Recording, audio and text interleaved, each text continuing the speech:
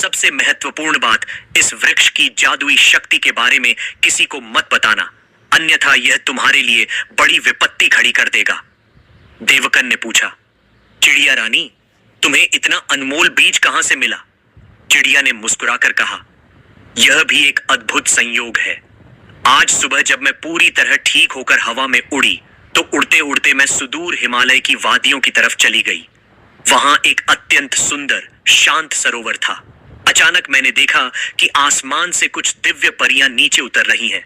मैं एक पेड़ के पीछे छिप गई।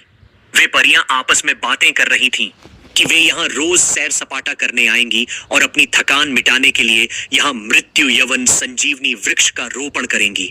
उन्होंने मिट्टी खोद कर यह बीज वहां दबा दिया और अपनी जादुई छड़ी हिलाकर वापस स्वर्ग लोक चली गई। चिड़िया ने अपनी चोंच से अपनी पीठ थपथपाई। उनके जाने के बाद मैंने सोचा कि यह बीज तो मेरे परोपकारी मित्र देवकन की गरीबी दूर करने के काम आ सकता है। इसलिए मैंने चुपके से मिट्टी खोदी, बीज निकाला और यहाँ ले आई। देवकन ने भावुक होकर चिड़िया का धन्यवाद किया। उसने बीज को संभालकर अपनी जेब में रख लिया और अपनी झोपड़ी की ओर चल पड़ा। घर पहुंचकर देवकन पूरी रात सो नहीं पाया। उसके हाथ में वह चमकीला बीज था और उसके दिमाग में विचारों का बवंडर चल रहा था। मैं इस बीज को कहां बोऊं? उसने खुद से सवाल किया। मेरी झोपड़ी के बाहर कोई बाउंड्री नहीं है। अगर मैं इसे वहां बोऊंगा तो जैसे ही यह पेड़ बड़ा होगा और इसमें से दिव्य सुगंध आएगी, पूरे गांव के लोग यहाँ इकट्ठा हो जाएंगे। लोग फूल चुरा लेंगे और शक्तिशाली लोग मुझसे यह पेड़ छीन लेंगे। मेरे पास ऐसी कोई सुरक्षित जगह नहीं है जहां मैं इस पेड़ की रक्षा कर सकूं। सोचते सोचते सुबह की किरणें फूट पड़ी। तभी देवकन के दिमाग में एक विचार आया, क्यों ना मैं इस बीज को महाराज के शाही उद्यान में बो दूं। वहां 24 घंटे पहरा रहता है, पेड़ भी सुरक्षित रहेगा और जब महाराज को इस अद्भुत पेड़ के बारे में पता चलेगा तो वे अत्यंत प्रसन्न होंगे। वे मुझे पुरस्कार देंगे और शायद मुझे बड़ा पद भी दे दें। इससे मेरी गरीबी भी दूर हो जाएगी और पेड़ भी सुरक्षित रहेगा। यह सोचकर देवकन अगले दिन काम पर पहुंचा। उसने शाही उद्यान के एक एकांत और उपजाऊ कोने को चुना। वह मिट्टी खोदने लगा ताकि बीज को बो सके। तभी वहां से प्रमुख माली प्रभुदास गुजरा। देवकन को उत्सुकता से गड्ढा खोदते देख वह रुक गया। ए मूर्ख देवकन, तू यहाँ इस कोने में क्या कर रहा है? यहाँ कौन सा नया पौधा लगाने की तैयारी है? देवकन स्वभाव से सीधा था। वह चिड़िया की चेतावनी भूल गया और अपनी खुशी में बहकर बोला, प्रभुदास जी, आज मुझे एक अत्यंत चमकारी बीज मिला है। यह मृत्यु यवन संजीवनी वृक्ष का बीज है। प्रभुदास ने अविश्वास से अपनी भौहें चढ़ाई। क्या? संजीवनी वृक्ष? तू पागल तो नहीं हो गया है? ऐसा पेड़ तो केवल कहानियों में होता है। देवकन ने उत्साहित होकर बीज को अपनी जेब से निकाला। सोने की तरह चमकते बीज और उसकी दिव्य सुगंध को देखकर प्रभुदास के होश उड़ गए। उसकी आंखों में लालच की एक भयानक चमक कौंध गई। वह समझ गया कि यह वास्तव में कोई चमत्कारी चीज है। यह तो सचमुच अद्भुत है। प्रभुदास ने अपनी आवाज को नरम करते हुए कहा, देवकन, मेरे भाई, तुम इसे यहां अवश्य बो। मैं तुम्हें इसकी पूरी अनुमति देता हूं। और सुनो, इस पेड़ से जो भी फूल मिलेंगे और उनसे जो भी आमदनी होगी, उसका आधा हिस्सा मैं तुम्हें दूंगा। बस तुम इसे यहां सुरक्षित बो दो। देवकन प्रभुदास के बदले हुए व्यवहार से खुश हो गया।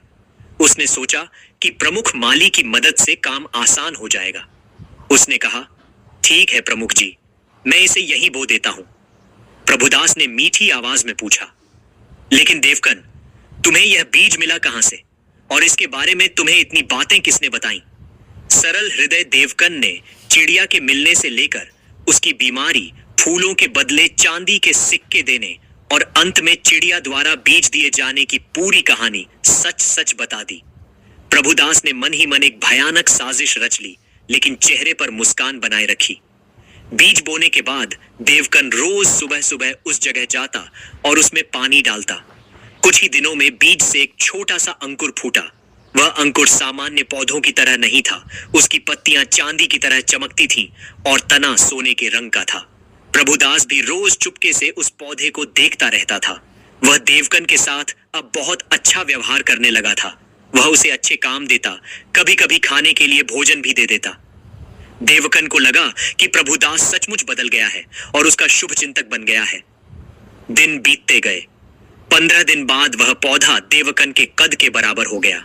25 दिन बाद उसने एक छोटे पेड़ का आकार ले लिया और ठीक 30वें दिन वह एक अत्यंत विशाल, घने और जादुई वृक्ष में परिवर्तित हो गया। उसकी शाखाएं दूर दूर तक फैल गईं और पत्तों से एक मंद मंद संगीत जैसी आवाज आने लगी। 30वें दिन की शाम थी।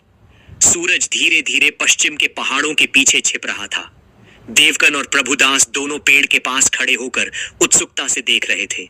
जैसे ही सूर्य पूरी तरह अस्त हुआ और आकाश में अंधेरा छाया, एक चमत्कार हुआ।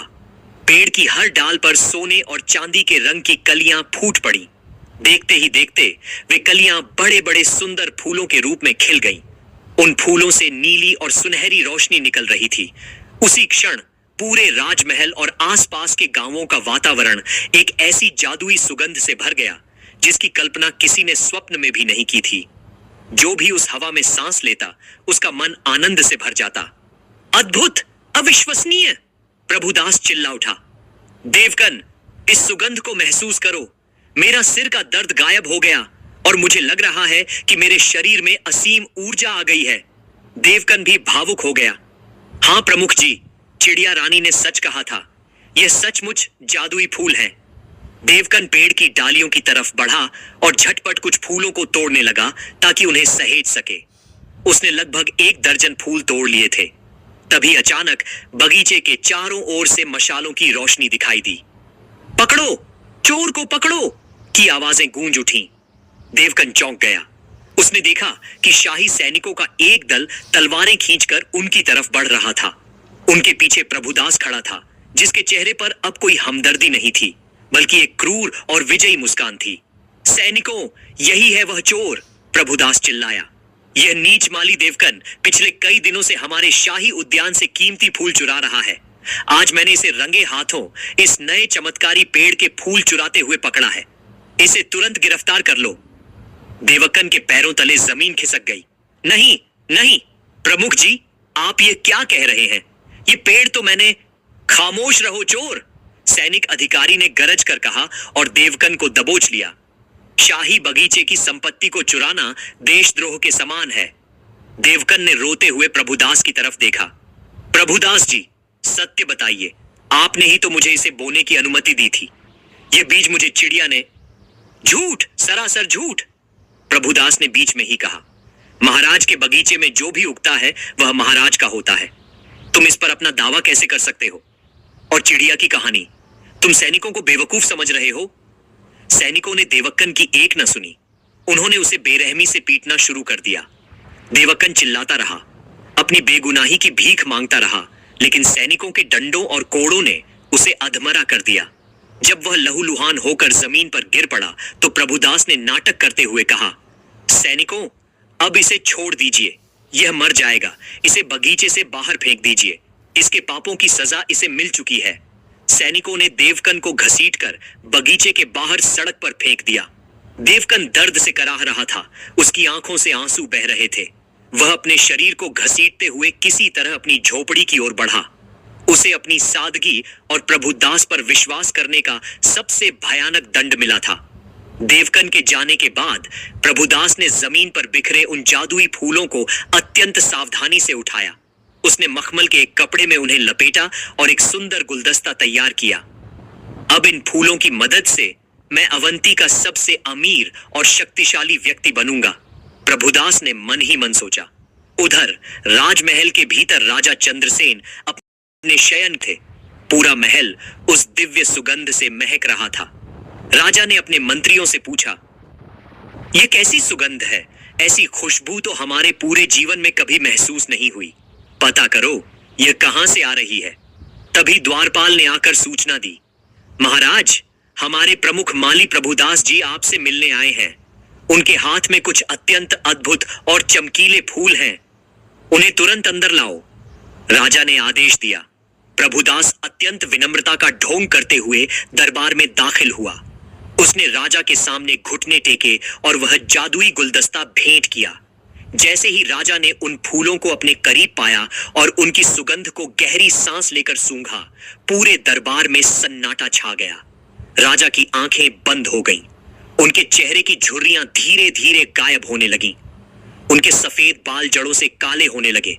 उनकी थकी हुई पीठ बिल्कुल सीधी हो गई और उनके शरीर की नस नस में एक नई जवानी का संचार होने लगा।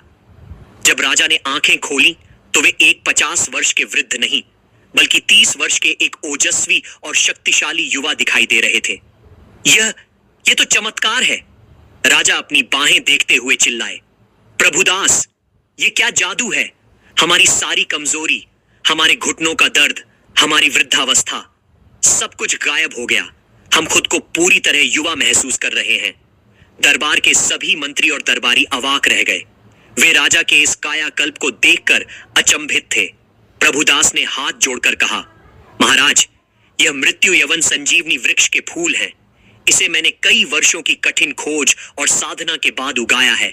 इसके फूल केवल रात में खिलते हैं और दिन में लुप्त हो जाते हैं। मैंने रात भर जागकर आपकी सेवा के लिए इन्हें तोड़ा है।